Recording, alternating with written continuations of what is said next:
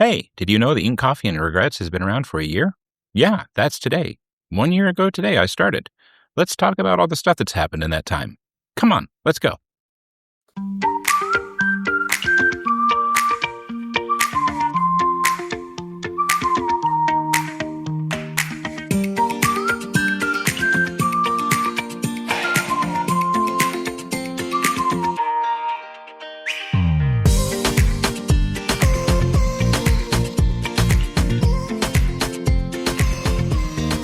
Hello, everybody, and welcome to Ink Coffee and Regrets, a show that started out as, hey, maybe I'll try podcasting. And somehow the idea survived an entire year of me and my chaotic creative energy. Anyway, so today is August 1st. You know what that means? Well, yeah, first off, there's a show, but this is the first anniversary of Ink, Coffee, and Regrets, and frankly, I gotta tell you, I'm surprised. Sometimes my short attention span and inability to follow through on things prevents me from making a project last this long, and I would love to say it's all me that kept it going, but in reality, it's everybody who's been encouraging me. I did not expect it to become as popular as it did, and by some standards, you might not think it's that popular. I have 250 or so regular listeners a month, and that's growing. To those of you who are professionals, that may seem like nothing, but to me, that makes me ecstatic. That's cool. I mean, that's got me excited. It means that somebody's listening, and I'm happy about that. But it's more than just an anniversary. It's 1 year of me doing something I really enjoy. And part of it's talking to authors, part of it's talking to you, even though I can't hear you back. Speaking of which, I have 250 regular listeners. Where are you? Why aren't you emailing me? I give you my email address. I put it out there.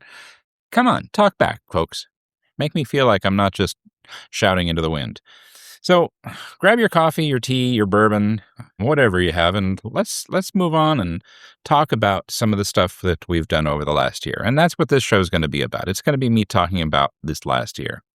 And the first thing I want to talk about is kind of like a book spotlight. Of all the authors I've met, I can't say that any one of the books stand out as better than the rest. Each book that I've covered has been good for its own reasons, and I've enjoyed it. And like I've told some of the authors and some of the other people I've spoken to, a lot of these are books I never would have read unless I was doing what I'm doing now. And that's kind of fun. It's causing me to go outside my comfort level and read things. But if I were to select two books, and please, if you are one of the people I read your book and talked about it on here, this is nothing against you. And this is why I hate calling these reviews, because they're not reviews. But if I were to select two books that stood out to me as the ones that had the greatest emotional impact, I would say that it would probably be two books that I read that were both memoirs of sorts of people who had great struggles and found a way to get through them, and not just get through them, but share their stories with us in the hopes that it would help. And those are a book by Terrie Mayka called He Quoted Scripture, I Lived It, a memoir of faith, fear, and reclamation. And then the other book would be by Kathleen Kline called My Life in the Dark, A Marriage Built on Lies. Both of those are wonderful books, and I encourage you to read them because they are important, not just the story they actually told, but how they're designed to help the readers. Now, talking about those two books isn't to say that any of the other books I read are not important. I enjoyed them all. I had a good time reading them, and it was a large selection of different styles, and I've got a pile of books I'm still going through. So next year, I'm going to talk about a few more books. I think that one of the important things about this last year in this is how many authors I've had a chance to meet and talk to and interact with, and how I can't think of the right word. It's like a culture. You talk to these people and you feel a sense of kinship with them, no matter what your backgrounds are, who you are. I think it's the great equalizer in a way. It doesn't matter what religion you are, what color you are, what you do for a living, whether you're retired or you're working.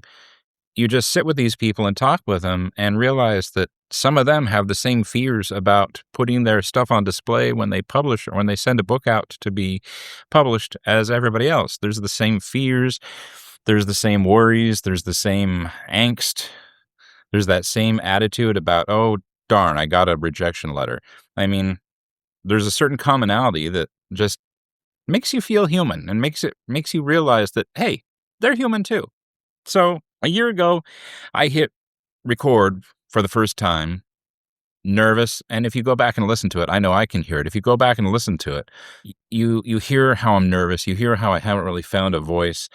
And I had absolutely no idea what I was doing. Absolutely. I'm not going to lie. I still really don't know what I'm doing because now I've got people asking me to do interviews. And so I'm having to teach myself how to do an interview. And now I'm slightly more educated, slightly more experienced, but I'm not going to say I'm an expert. I'm still a neophyte. I'm still getting a grasp of what the heck I'm doing. And I would say if I had to select things that are my takeaways for the last year, and the first one would be consistency beats confidence. I take and struggle from the second of the month through usually about the 28th of the month, trying to figure out what to talk to you people about. The book part is easy. I just read the book and I talk to you about it. Doing these shows, a little bit more difficult because I have to come up with an idea that might stimulate you, that might make you interested, that might keep you more than that 30-second period that the average listener listens to before their ADHD kicks in and they go off and chase a squirrel or try and figure out what's making that strange noise in the toilet. But I make it a point to start scripting my show for myself, usually about the 5th. And then I start coming up with ideas and I start trying to think of what I can come up with. Sometimes my wife will throw an idea at me. Sometimes I'll just randomly search sites that are dedicated to authors and see if I find something that tickles my fancy and I go with it. Sometimes I'll just look at a book and say, that's a good idea. I think I'll talk about that. Next is the people connect with honesty. The fact that I'm talking to you and I don't have any reason to lie to you. So not that I'm a liar on a habitual basis, but that sounded kind of bad. But I'm talking to you. I have no idea who you are. You could be sitting in front of me, metaphorically speaking, in just your underwear, or listening to me in your bathtub, or in your shower, or while you're driving, or while you're sulking over a really bad glass of scotch in a bar somewhere. I have no idea. But there's a certain level of honesty in that I pick up on, in a way, and it feels good. I'm talking to you. I wish you would talk back, but hey, we're working on that, okay? Next thing is books are not just books. I've learned through this that books, both from the reading point of view as well as from the writing point of view, it's like a literary community. I talk to people about what I do, and they are either excited or they're interested, but I've never had anybody really seem bored because you're talking about books or you're talking about writing books, and people have questions about either one. If you talk about books, oh, hey, what have you read lately? What kind of books are you interested in? Do you like science fiction? Do you like literary fiction? Do you like historic fiction? Do you like just nonfiction? And you immediately have talking points. On the writing side, again, you have a community of craft, so to speak. You talk with a writer. It's like, oh, well, what app do you use? What programs do you use? What are you doing here? How do you overcome this problem? Do you like to speak in first person, third person? You start developing this relationship with people where I don't know, it's hard to explain. And I've found that I'm gathering more of these friends on these writing groups I go to, because I have mentioned once before, I belong to a group called the Writers of Kern, which is a subsidiary of the Writers of California. And since I've been there, again, I've met some amazing people. I mean, some of them write, some of them don't. Some of them are like me that are just getting into it. But the fact that there's a connection there, there's a commonality, there's a community, a family, I guess you could say. And it's great. Podcasting, this is the next one. Podcasting is also weirdly therapeutic. I'm talking to you. And granted, I'm talking to you in a way where I'm sending information out to you that I hope you're listening to. I'm hoping you're enjoying. But even if you're not, even if you move away from it, I don't know that. I'm still having fun talking to you. And it gives me a chance to just BS with you. There's something cathartic about that. There's something relieving about that. I mean, I'm not going to come in here one day and tell you about how Bobby kicked my kitten when I was 12 years old and emote to you. I mean, that's not what this is about. But talking about something I enjoy, talking about something that I love to people that I hope are tuning in for the same reason is cathartic. It's relaxing. It's enjoyable.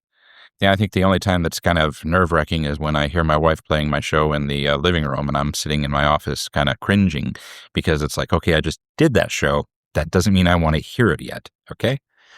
And lastly, and this is part of the show, regrets are part of the process.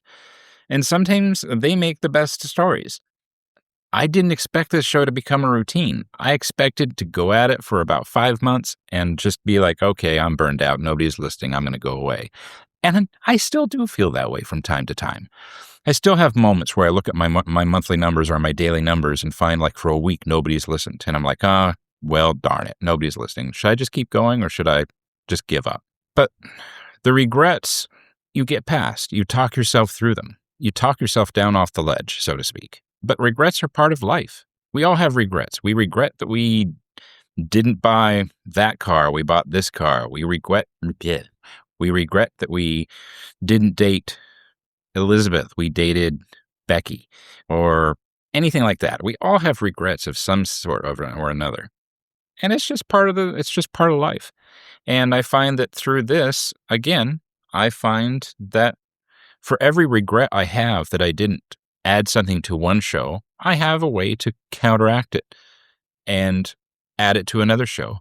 For every regret I have that I didn't talk to somebody about one particular thing, I counteract it by talking to you folks and sharing with you folks. So I made this list of stuff that I wanted to talk about the show. And so I listed top moments of the year. I'd say top moment number one was when I first approached Lisa Smith about my idea to start this when I found out she was a member of Writers of Kern, and she was also an author. And the fact that she, in her own way, supported me getting started and offered me encouragement getting started with this. So I would say that she's part of the reason I kept going. I wasn't sure that this was something I was going to enjoy doing, but when I talked to her about what I wanted to do, and when she handed me that first book to read, and that's the book Mulberry Seeds, when she handed me that first book to read, it was kind of like throwing fuel on the fire. It gave me the drive to keep going. So I would say that was my number one top moment of the year. My number two top moment of the year that I would say would be, I like to go and hang out on Saturday mornings when I can at coffee shops. I like going play real coffee shops. I'm not talking Starbucks. No offense to Starbucks. You guys are great. But sometimes it's nice to go to privately owned mom and pop coffee shops. And one of the places I go to is Bakersfield Roasting Company. It's a cute little coffee place that's actually part of a church. I'm not affiliated with the church. I just like the coffee place, and they've got wonderful zucchini bread. If you're in Bakersfield, you want really good zucchini bread, go to Bakersfield Roasting Company Saturday morning. It's great. But I was sitting there one day and working. This person came over and sat across from me and was doing their own thing. For some reason, we started talking. I don't even remember why we started talking. I saw a book on the table next to him, and I asked him about the book, and I don't remember what it was, but he talked about it momentarily, and then he asked what I did for a living. I said, well, I work in IT, but what I was doing there at that time was I was writing up some script work for my podcast. He asked me about the podcast, and then he says, oh, I listened to that the other day. It's pretty good. I'll tell you, I've never felt myself bristle before, but I bristled. That was pretty cool. Discovering that you're sitting there next to this person just purely by happenstance, no planning, but you discover that you're being listened to. I would say my third most standout moment of the year was when I got my first request for an interview. Not me being interviewed, but I got a request from an author if I wanted to interview them. And I explained to them that I don't know how to do that yet, but if you give me time, let me learn, would you be willing for me to come back and revisit this? And they said, absolutely. And they provided me their contact information. That was kind of exciting. That only happened about a month and a half ago. So, I mean, that's probably the most recent exciting part of the year. So it's telling me that I'm touching people. That didn't sound right. It's telling me I'm reaching out and getting people's interests. That's just part of the growth process, I suppose. So I guess I could talk about some of the behind the scenes. One of the things I wrote down was behind the scenes situations. My equipment, I don't have a fancy setup like some people do. I do have a Blue Yeti microphone, which don't buy it. Seriously, it's the Blue Yeti Snowball. Don't buy it. Mine lasted me maybe 6 months and then it doesn't work anymore. Right now, I'm using the built-in microphones on my MacBook Pro, and it seems to be working great. It actually seems to be working better than my Blue Yeti did. So if you listen to some of my past shows, you'll hear I have an ongoing issue with microphone performance issues. As far as the applications I use Audacity. I'm already familiar with it from other things I've done in the past, so I stick with Audacity, and it seems to be working good. If you, as a podcaster, have a better app out there that for now is free, and you want to make suggestions, yeah, hit me up. Send me an email. Tell me what you got. I'm interested, because I would like to learn how to use other apps and find what other apps are good for me. Eventually, I don't mind spending money on a better app, but for now, I'm kind of on a budget, so free is the best word for me. Also, if you have app suggestions about apps that help with doing interviews, remote interviews, that would be good too. There was one time that this is a funny newbie thing. I had recorded a show that was almost 40 minutes. I was happy with it. It was great. When I went in to start processing it, I accidentally hit delete, and Control Z did not bring it back. I cried. Almost literally, I cried. Let's see, what else? I've started doing a outtake reel that I'm going to start releasing at the end of each year, but I'm going to scrub any foul language. You don't want to hear that.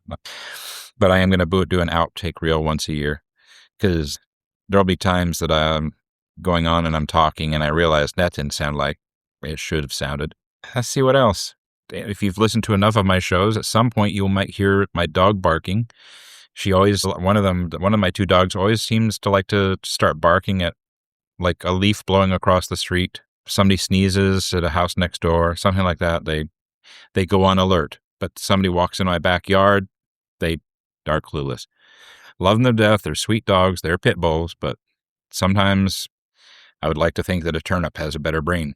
I had thought about setting aside an area for listener appreciation, but since I don't know who my listeners are, as far as people emailing me, I can't really tell you anything there. But I will say that I do know some people listen, and to the entire flock of authors and writers and wannabe writers and just listeners that are part of the Writers of Kern, thank you for all your support and everything you've done to help me make this happen the way it is. If it wasn't for me getting started with Lisa, I probably wouldn't have kept going as long as I have. So I do credit you guys with part of this success. And granted, it's mild success, but it's success nonetheless. I also like to shout out to all the authors that have sent me books. If I haven't talked about your book, trust me, I'm working on it. I do have a day job, so that kind of interferes with things. I gotta pay the bills somehow. Speaking of which, if you want to send me money, you're not going to hear me say no. I will give you a shout out if you want, but you're not going to hear me say no. But if you did send me a book to read, I am working on it and getting through them. If you found this show by accident, welcome. I appreciate it if you stuck around. But when it comes right down to it, I mean, everything else aside, all humor aside, this show and everything I do here probably wouldn't exist if it wasn't for the fact that there are listeners out there. So you are a big part of the show. Granted, I wish I knew who all of you were. I would appreciate you following up with me on, say, Blue Sky. I'm always active on there. I got rid of my X account. I think we can all figure out why I stay away from X, FKA, Twitter. But you guys mean more than you know. Both the silent listeners who never say anything and don't tell me they're listening. I see your numbers. I see you're out there. I just would like to hear from you from time to time. So what are my visions for my second year? Planning on doing my interviews. Like I said, I've got several people who have reached out to me. I want to interview them. First off, I have to get over myself because I'm nervous as heck about doing an interview. I want to try and work on more book spotlights, get myself up to the habit of reading 2 books a month instead of just the one. I'm not going to say it's because I'm lazy. It's just because I kind of got out of practice reading books. I know that sounds silly, but I seriously do think that if you don't read enough, you lose the habit of reading quickly. I want to start trying to do at least 1 or 2 deep dives a year into something. Pick a topic, pick an artist, pick a writer, and just really dive into them by themselves, maybe their history, their backstory. I would say be more honest about the messy parts of podcasting, but I think I share my mistakes with you guys. I try to anyway. At least the PG and G-rated ones. I'm not going to share the F-bombs and stuff like that I have dropped when I get really frustrated. Maybe do some themes. Have it so there's a month that's a theme. I think the only theme month I did last year was October, where I tried to do the whole spooky music thing, but I've had several people tell me the October episode, when they listened to it, they could not hear the music. So that's on me. Definitely more coffee. I'm going to try and start talking more about the coffee. I mean, heck, the name is Ink, Coffee, and Regrets. Can't really talk about ink except for the fact that my absolute favorite pen are the Pilot G2 1.0s. I mean, if you want to send me things that make me happy, Pilot G2 1.0s, those are mine. But the coffee, I'm always drinking coffee. My doctor tells me I should stop, but I mean, I'm going to die any day, and I'm going to die one day anyway, so I want to be happy, so I drink more coffee. Maybe talk about bourbon. Love bourbon. I can't afford to be a drunk because I like the good stuff too much. All humor aside, I want year 2 to be about more growth, more adventure, do more things to bring in more listeners so I have more of you people out there. So I see that 250 number a month jump to 350 and 1,050 and 10,050. I want it to be so in 10 years, I've got I walk into an auditorium and people are like, yay. Okay, yeah. Maybe not that far, but you get the hint. I want this to be something that it's a growing thing. And there's truth to the comment that if you grow slow, you do better. So I am fine with growing nice and slow. If at the end of 10 years, I'm still doing this and I only have 1,500 listeners, I'm going to be happy with that because there are 1,500 people who are interested in something I'm talking about. I'm going to try and go to more events. I'm already slated. If you're in Bakersfield on November 28th, I'll be at the Writers Row, and you're welcome to come along and say hi. I'll be sharing a table with someone. But I'm looking at other options, other shows I can go to, other things I can be a part of. One of the things I'd love to go to is there's this thing called the Ohio Book Convention. I'm hoping maybe not next year, but the year after I can go to that. That looks absolutely phenomenal. But I got to tell you, folks, I'm going to close this one up. Thank you for making my first year as wonderful as it has been. Thank you for listening. And thank you for making me feel like somebody out there is enjoying what I do. It's really something that was kind of worth celebrating. I'm really happy. I'm going to go out and probably have a drink after I've finished recording this. But thanks for being there. I do have a phone number now for the show, and that's 503-893-5401. You're more than welcome to call it, leave a message, or text. It does take text messages, so I can chat with you that way too. You can email me at samuel@inkcoffeeandregrets.com, and you can find me at Ink Coffee and Regrets on Blue Sky. So you'll have multiple ways to reach me. Don't tell me you don't know how to get a hold of me. I've given you every possible option to do so, so you don't have an excuse. If you want me to talk about your book, please shout out to me. Give me a holler. Email me. We'll make arrangement. My only requirement on that is if you send me a book, I would like it to be signed. It's kind of a thing. But on that note, everybody, again, thank you so very, very much for being a part of this adventure. And I'm looking forward to the next year being even more of an adventure. Thank you, everybody. Talk to you later. And may your ink spill only on the page May your coffee be strong enough to forgive those nasty plot holes you know are there, and may your regrets be the kind you can laugh about later, preferably in the next year's anniversary episode. Thanks for sticking around, everybody. Thank you very much. Until next time.